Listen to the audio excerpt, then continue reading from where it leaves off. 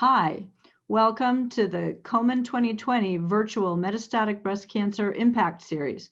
I'm Julie Gralow from the University of Washington, the Fred Hutchinson Cancer Research Center and Seattle Cancer Care Alliance here in Seattle, Washington. And this Hot Topics in Metastatic Breast Cancer is hosted by Komen Puget Sound.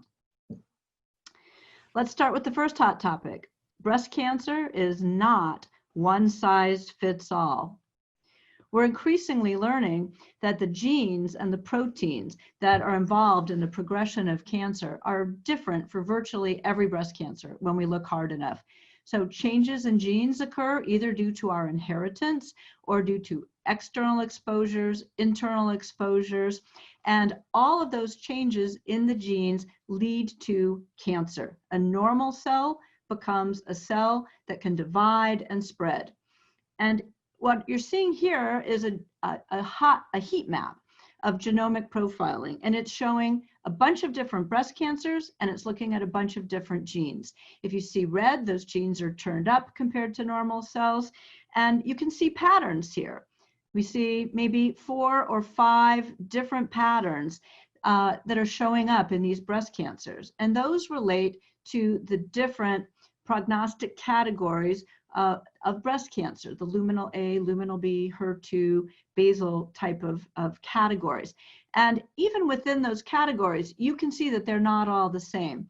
So the key hot topic point here is we've got to look in detail at each individual cancer as well as each individual patient in order to define the best treatment, because not all cancers are the same and not all patients are the same. Next hot topic, let's talk about estrogen receptor targeted agents. We've got now targeted agents outside of estrogen receptor that have been combined with endocrine therapy targeted to estrogen receptor to kind of enhance the effectiveness, reduce resistance, prolong the responses. So our typical endocrine or estrogen targeted therapies include aromatase inhibitors, if you're postmenopausal, ovarian suppression, if you're premenopausal, a class of drugs called SERMs, selective estrogen receptor modulators like tamoxifen, and then another group called SERDs, the selective estrogen receptor downregulators or degraders. A drug called fulvestrant or Faslodex is in that category. We've been using these drugs for a long time, but the hot topic is now looking at the complicated cancer cell, seeing the estrogen receptor and all the other pathways that are entwined in terms of signaling through that estrogen pathway, and combining therapies that block things in other pathways that interact with estrogen receptor pathways. So for example, we have cell cycle inhibitors, CDK4/6 inhibitors, such as palbociclib, ribociclib, abemaciclib, now all approved in combination with these different endocrine therapies in the treatment of metastatic breast cancer. We have an mTOR inhibitor. mTOR is one of these intersecting pathways you can see here, called everolimus or Afinitor, that's approved in combination with endocrine therapy. And the new kid on the block is a PI3 kinase inhibitor called alpelisib or Piqray, that's just been approved in the past year and a half, that's shown benefit in combination in metastatic estrogen receptor positive breast cancer in prolonging responses, improving outcomes. And I'll just show you the trial that led to the approval of alpelisib or Piqray. This was a trial that was published last year looking at postmenopausal, metastatic, estrogen receptor positive, HER2 negative breast cancer. And everybody got fulvestrant, Faslodex, which is that SERD, the selective estrogen receptor downregulator. And patients were randomized to get this PI3 kinase inhibitor, alpelisib, or a placebo. Now, they also looked at PI3 kinase mutations, and they enrolled all comers, but they found that about 60% of the tumors in these ER-positive, HER2-negative breast cancers had mutations in PI3 kinase. The results showed that progression-free survival, meaning how long you go before the tumor is resistant, as well as response, were improved by adding alpelisib, but only in that 60% that had PIK3CA or PI3 kinase mutated breast cancers. The toxicities of this drug, include high blood glucose or hyperglycemia, which has to be monitored, rash, for which we frequently give some antihistamines, diarrhea, and a little bit of inflammation of the lungs, pneumonitis. And the FDA approved alpelisib in combination with fulvestrant in May of 2019. So next hot topic, mutations in the estrogen receptor gene. So the estrogen receptor gene is also known as ESR1. And we know that when you're first diagnosed with a breast cancer that's estrogen receptor positive, it's very rare to see a mutation in the estrogen receptor gene. But over time, as tumors are exposed to endocrine therapy, especially in the metastatic setting where you might get several different anti-estrogen therapies, estrogen receptor mutations develop, and they're associated with resistance, especially to aromatase inhibitors. And we found that ESR1 or estrogen receptor mutations can be found in 20 to 40% of metastatic ER-positive breast cancers that have had prior anti-estrogen treatment. Breast cancers with ESR1 mutations do seem to have benefit with fulvestrant, however. So they might be resistant to one class of endocrine agents, the aromatase inhibitors, but maybe more sensitive to these SERDs, the selective estrogen receptor downregulators.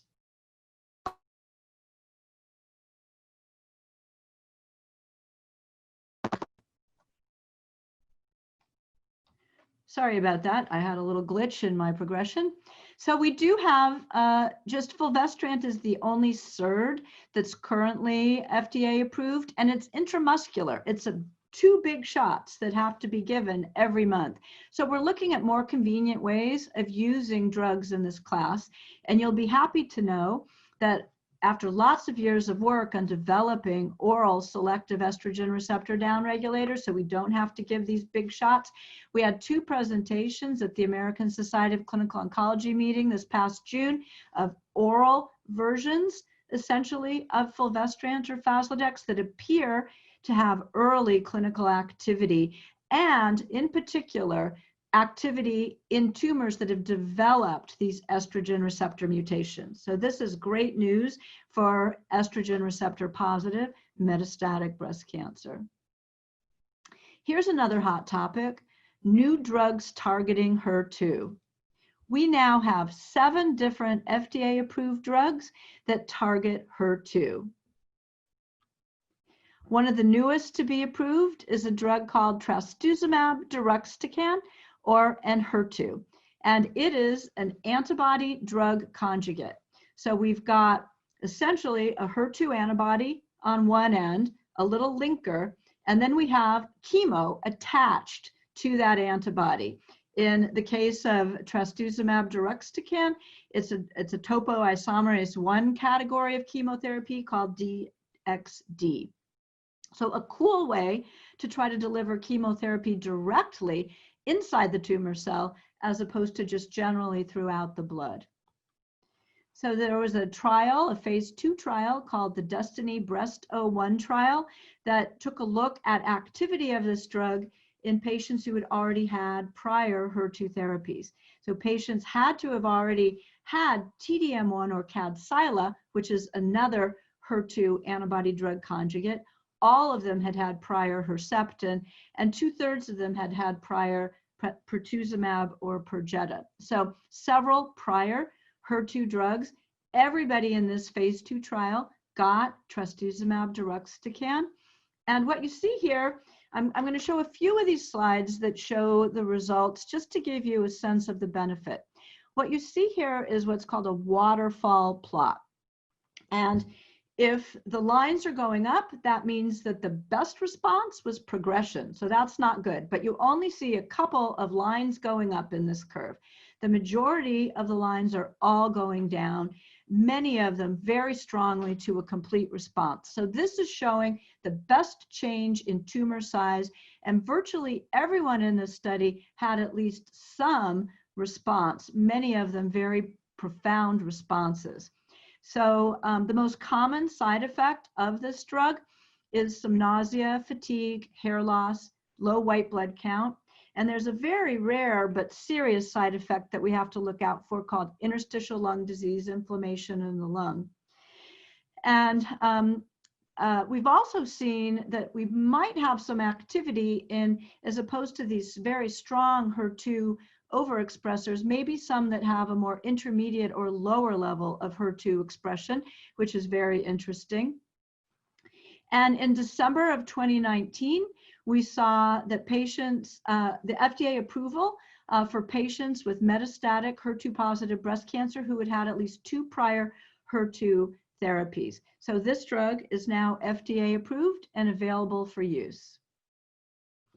Here's another HER2 drug that was just approved. It's called tucatinib or Tukisa. And this is an oral HER2 agent, and it's what we call a small molecule tyrosine kinase inhibitor. Instead of being a big antibody, like some of the other HER2 therapies that bind to the outside of the HER2 receptor on the cancer cell, these little oral tyrosine kinase inhibitors get to the inside of the cell and they bind to the internal part of the HER2 molecule and they shut it down. So Tukisa or tucatinib is specific only for HER2, not other members of the HER family, and that'll come up later with some other drugs. The HER2 CLIMB study was recently published just this year, which is the trial that led to its FDA approval. This was a trial for HER2 positive metastatic breast cancer. Patients had to have had several other prior HER2 therapies. And what was very unique about this trial, and we applaud them for doing this, is they allowed active brain metastases, which a lot of trials preclude. The trial, everybody got capecitabine, which is a chemo called Xeloda. Everybody got Trastuzumab or Herceptin, and patients were randomized to get either tucatinib by mouth daily or a placebo. And again, I'm going to show you some complicated curves here, but just to show you that progression-free survival and overall survival, you can look at it, and even not being a clinical trialist, you can see a difference between those curves without needing a magnifying glass. So this is a real result. Progression-free survival was superior when we added tucatinib. That's how long did the patients go before the tumor started progressing again. And then overall survival is how long did these patients live. And in both cases, statistically significantly, there was a benefit for adding tucatinib to the chemotherapy and Herceptin. The most common side effects are diarrhea, hand-foot syndrome, fatigue, and nausea. And in April of 2020, this drug was FDA approved in metastatic HER2 positive breast cancer in patients who'd had at least 1 prior HER2 regimen in the metastatic setting. Now, what about the brain mets? What we saw was that in the 47% of patients in the study who had brain mets, it also offered benefit. So of those, almost half of the patients who had brain mets, about 60% the brain mets had been treated and were stable, but 22% they hadn't been treated at all. And in another 18%, they'd been treated previously, but they were now progressing. So about 40% of patients had progressing brain mets in this trial. And even in that subgroup, we see a strong benefit for the addition of tucatinib. Now, these small molecules, the oral agents like tucatinib, they get into the blood-brain barrier, across the blood-brain barrier into the brain a lot more easily than these big antibodies against HER2. So that's why this study was done, and they enrolled this brain cohort. And then what we saw just recently in June at the ASCO 2020 meeting was not only did patients with brain mets go longer without progressing, but they actually lived longer as well when we added tucatinib. So exciting news for HER2 positive patients overall and those with brain mets. Now here's another tyrosine kinase inhibitor, an oral drug against HER2. This drug's called neratinib or Nerlynx, and it's not specific for HER2. It also binds to HER1 and HER4, so it's kind of a pan-HER inhibitor, and that contributes mostly to toxicity because targeting HER1 can add some rash and some diarrhea. So the trial that led to the recent approval of neratinib in metastatic breast cancer was called the NALA trial. You see the schema here.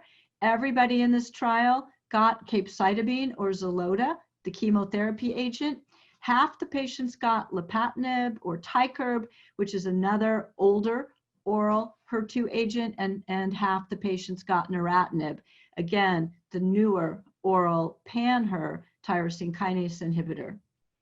And what we saw was, again, now with respect to progression-free survival, you see a separation of curves. For overall survival, which is how long you live, there's not as much of an obvious difference. But again, at least it's trending in the right direction for the NERLYNX. Fewer patients with brain mets required intervention for the brain mets in this trial. This drug, it's a small oral agent. It also penetrates the blood-brain barrier, but they didn't specifically power this to look at the brain met cohort. And so this drug, neratinib, it was actually approved in early stage breast cancer back in July of 2017. It got approved in February of 2020 in combination with capecitabine or Xeloda in metastatic HER2 positive breast cancer. And it also has been granted an orphan drug designation in the treatment of brain metastases due to HER2 as well. So it has some activity there. Now, another hot topic. Mutations in the HER2 or ERBB2 gene. I talked a little bit earlier about a hot topic being mutations in the estrogen receptor gene, but we're also seeing mutations in the HER2 gene that can guide us in therapy. And what we know is in HER2 positive breast cancer, meaning that the protein is overexpressed on the cell surface and the gene is amplified in the DNA, that HER2 mutations are only seen in about 1% of breast cancer patients that are HER2 positive at the time of their diagnosis, but after they've received multiple HER2 treatments, they can evolve, and up to 12% of patients with metastatic HER2 breast cancer after multiple treatments can develop HER2 mutations that are activating mutations that can be resistant to the HER2 antibodies, but probably in early studies looking like they may be more sensitive to those oral tyrosine kinase inhibitors that we talked about. Now, what's fascinating is that we also see HER2 activating mutations in HER2 negative metastatic breast cancer. So technically, by our criteria of looking at the protein on the cell surface or the number of copies of the HER2 gene, these are HER2 negative cancers, but we can see that the HER2 gene can get activated, and that causes uncontrolled cell growth. And some early data suggests that, again, those small HER2 tyrosine kinase inhibitors, like neratinib in particular, can be effective even in HER2 negative metastatic breast cancer if we see one of these activating mutations. And fascinatingly, at least one study says in a recurrent invasive lobular that's HER2 negative, that these activating mutations might be present almost 8% of the time. And this study, called the SUMMIT study, looked at HER2 activating mutations in tumors that were HER2 negative, but had one of these activating mutations when we looked at the DNA. And in the breast cohort, again, another waterfall plot showing a majority of the cancers did respond to neratinib or NERLYNX as a single agent if they had one of these HER2 activating mutations, but they were technically HER2 negative. So something very interesting, and something, this trial is ongoing, collecting more patients that we're going to need to explore further. Next hot topic. This one relates to triple negative breast cancer, and we now have an antibody drug conjugate approved for triple negative breast cancer. And that drug is called sacituzumab govitecan, or Trodelvy.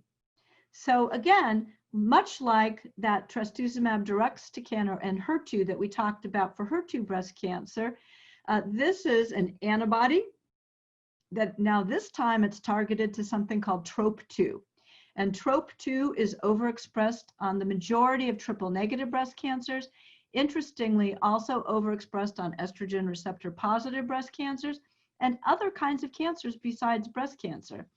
And then this antibody brings chemo through a linker inside the cancer cell. And the chemo in this particular instance is called SN38, and it is a metabolite of a chemo agent called irinotecan, which is used in a lot of kinds of cancers, not very often in breast cancer, not that it doesn't have efficacy, but because we've got a lot of other less toxic agents for breast cancer, but with delivery of the active metabolite of irinotecan directly inside the tumor cell, it now becomes more tolerable.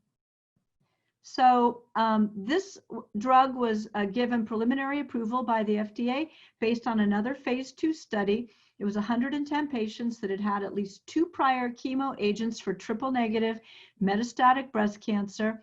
And they showed a response rate, which means at least essentially a 50% shrinkage in the tumor in a good third of those patients. And the main toxicities included low white blood cells, low red blood cells, some diarrhea, fatigue, and you do lose your hair with this drug. And because all we had essentially at the point that the study was done was chemo as the option in triple negative breast cancer, the FDA said this looks like an effective drug in a group that don't have many effective therapies. So they gave preliminary approval, accelerated approval to Trastuzumab govitecan in metastatic triple negative breast cancer in May of 2020. And just a little side note, we've actually seen a recent study showing it's effective in estrogen receptor positive metastatic breast cancer, and a big ongoing study is investigating that further. Now, here's the trial that's going to hopefully lock in the approval of Trastuzumab govitecan. It just has kind of a preliminary or accelerated approval. This is the big randomized phase 3 trial that's comparing this antibody drug conjugate to what your other options would be if you had triple negative breast cancer. So at least 2 prior chemo agents for metastatic triple negative breast cancer. And this trial, called the ASCENT trial, is comparing Trastuzumab govitecan, the antibody drug conjugate, with the physician's choice of 4 different chemo agents. And we saw a press release in April of 2020 that showed that this trial was stopped early for compelling evidence of efficacy across multiple endpoints. We haven't seen the results of these studies, this study yet, but it will be presented in September of 2020 at the European Society of Medical Oncology meeting, and we're anxiously awaiting the results. Another hot topic, PARP inhibitors, poly-ADP ribose polymerase inhibitors. No quiz on that. I'm the only one who knows what PARP stands for in this audience, I think. PARP inhibitors beyond BRCA1 and 2. So what are PARP inhibitors? PARP is the enzyme PARP is involved in repairing DNA damage, whether that DNA damage is due to chemo or radiation or just the normal effects on the cell. And also BRCA1 and 2 are involved in DNA repair. And when you have an inherited BRCA1 or 2 mutation that's led to a breast cancer, and you add a PARP inhibitor on top of that, you get something called synthetic lethality. The breast cancer cell can't repair its DNA and it dies. Cancer cells dying is a good thing. So right now we have 2 PARP inhibitors approved for the treatment of metastatic breast cancer in tumors that are associated with an inherited mutation in BRCA1 or 2. And those drugs are olaparib, which is Lynparza, or talazoparib, which is Talzenna. And since we have these drugs approved for BRCA1 or 2 metastatic breast cancer, I think we should be doing genetic testing on all of our metastatic breast cancer patients, because we might be able to find a BRCA1 or 2 mutation that would qualify you for one of these drugs. Now, I told you that these 2 drugs are only approved for BRCA1 and 2 mutated breast cancer that's inherited. But we're looking to see if there's activity in other situations where either you have a DNA repair gene that's related to BRCA1 or 2, but it's not BRCA1 or 2, or whether instead of it being inherited, which we call germline, whether it is acquired, a somatic mutation in BRCA1 or 2. And We've seen two recent presentations, this one in June at ASCO 2020, looking at if you have a germline or inherited mutation or an acquired mutation in other DNA repair genes, or if you have a somatic or an acquired, not inherited mutation in BRCA1 and 2, would these drugs have activity? So all of these metastatic patients had some kind of DNA repair defect. Everybody got olaparib, the Parp inhibitor, and an early presentation with just 54 patients enrolled showed that the majority either had an acquired mutation in BRCA1 and 2 or an inherited mutation in one of these other DNA repair genes, and responses were seen if the tumor had acquired, not inherited, but acquired a BRCA1 mutation, and also if you inherited a PALB2 mutation. So this study is a very early study, but we're going to continue enrolling in those specific populations. So PARP inhibitors may be active even if you don't have a BRCA1 or 2 inherited mutation. Now, also looking to see if PARP inhibitors can be active beyond BRCA1 and 2. This is a study also just presented in June at ASCO 2020, looking at triple-negative breast cancer patients where everybody gets chemo, cisplatin, and half the group got veliparib. Now, veliparib is not yet FDA approved. It is a PARP inhibitor, and it's the only one that can be safely combined with chemo to date because it doesn't have as much impact on the white cells and the red cells like the other PARP inhibitors do. And in this study, what you'll see is we tested for inherited BRCA mutations, and for those who did not have an inherited BRCA mutation, the triple negatives, we performed this, what we called a BRCA-ness kind of assay. We looked at other features that might make the tumor act more like a BRCA cell as opposed to a cell that didn't have a DNA repair defect. And so we classified about half of the triple negatives that didn't have a BRCA mutation into the BRCA-ness group and about half into the non-BRCA-ness group. And what we saw in terms of response was that in that half of triple negative that didn't have an inherited BRCA mutation but had some evidence of DNA repair defects, there was a benefit for adding this PARP inhibitor veliparib to chemo. More to come on this. Next hot topic, one of the last, immunotherapy. We're excited about the addition of immune checkpoint inhibitors in breast cancer, but to date, we've only seen benefit in triple-negative breast cancer. We do have an approved immune checkpoint inhibitor in immunotherapy called atezolizumab or Tecentriq, and we've got some promising data in a trial with pembrolizumab or Keytruda.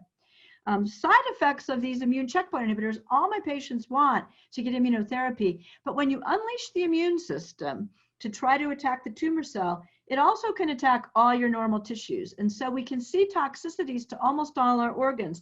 One of the most common being our thyroid gland, but also our lungs, our colon, our skin, adrenal gland, liver, pituitary gland. So we've got to be careful about these drugs when we unleash the immune system. This is the trial that led to the approval of atezolizumab in metastatic breast cancer. And everybody got nab-paclitaxel, which is a version of Taxol that is kind of has a nanoparticle coating where you don't need steroids. And half the patients got atezolizumab added to that chemo. And what we saw was both progression-free and overall survival were improved in these triple-negative patients if the immune cells associated with the cancer expressed something called PD-L1. That was about 41% of the patients in the study. So the FDA approved atezolizumab in PD-L1 positive metastatic triple-negative breast cancer in March of 2019. Now, big caution, a press release that just came out in August of this year for a similar study, but instead of nab-paclitaxel or Abraxane, it used paclitaxel or Taxol, showed that it did not show a benefit. And the main difference here is probably because you use steroids. There may be some other differences, but my hypothesis is because you shouldn't use steroids because they suppress the immune response. We'll see if my hypothesis pans out as to why Taxol, where we usually use steroids, this was not an effective combination, but Abraxane, where you don't need to use steroids, it was. So this Impassion 131 trial will be presented in September at the European Society of Medical Oncology meeting, and then we'll try to sort out why it was not effective with Taxol, but it was with Abraxane. And then here's the Keynote 355 trial that I told you was very promising for pembrolizumab or Keytruda. This was a similar study, chemo with or without pembrolizumab in metastatic triple-negative breast cancer, and it was the PD-L1 positive population, about 40% of the triple negatives who had benefit, and this is sitting in front of the FDA right now. Now, last hot topic, monitoring changes in metastatic breast cancer over time. I've talked a lot about all of these findings in the genes, and I hope I've convinced you that we need to be monitoring what's happening with the tumor multiple times over the metastatic course. Resistance to therapy can cause changes in these different genes and proteins, and so we need to keep examining the tumor as best we can over time to know what the best treatment is. So we can examine it with tumor biopsies. We should recheck estrogen and progesterone receptor staining and HER2 staining. We can stain for androgen receptor and PD-L1, but it's tough to keep biopsying the tumor, especially if it's in the liver, as shown in this CT scan. So maybe liquid biopsies can help us here, and we can do genomic profiling for things like that estrogen receptor mutation or the HER2 mutation or PIK3CA, the PI3 kinase mutation, or looking for acquired mutations in BRCA1 or 2. I've talked about all of these things. And then to conclude, one last hot topic. Metastatic breast cancer patients are living longer than ever. This comes from a recent paper looking back to the 1980s up to 2010 and beyond, where we went for a long period of time up until 1990 with no improvements based on therapies and how long metastatic patients live. And then starting in the 90s, you see this curve going up, which shows that between 1990 and 2010, survival has more than doubled for metastatic breast cancer. That's better. It's not good enough. We need cures. I know that, but we are doing better, and metastatic patients are living longer than ever. So metastatic patients are living longer than ever, but only if they have access to all the diagnostics I've talked about, to the treatments, to supportive care, and clinical trials. So a key part of doing our best in metastatic breast cancer is to get rid of all the disparities and the issues with access to care that exist out there as well. Because if we were able to offer everything I've talked about today to everybody in this country, around the world, we would be impacting lives tomorrow on a very major way. I hope you have as much excitement about everything I've talked about as I do, and let's all work together to continue to do better. Thank you very much.